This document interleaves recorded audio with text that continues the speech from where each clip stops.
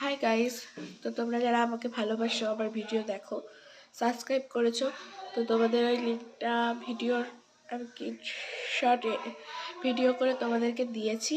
তোমরা ওখানে চলে যাও, আমার এই চ্যানেলটাও সাবস্ক্রাইব করে দিও। এখানেও ভিডিও করব, আমার শরীরের কন্ডিশন, ওই কয়েক মাস আমি ঠিক মতো ভিডিও করতে পারি না, তোমাদের দাদা যা করে ওই কাজের ফাঁকে। তো তোমরা সাবস্ক্রাইব করে দিও।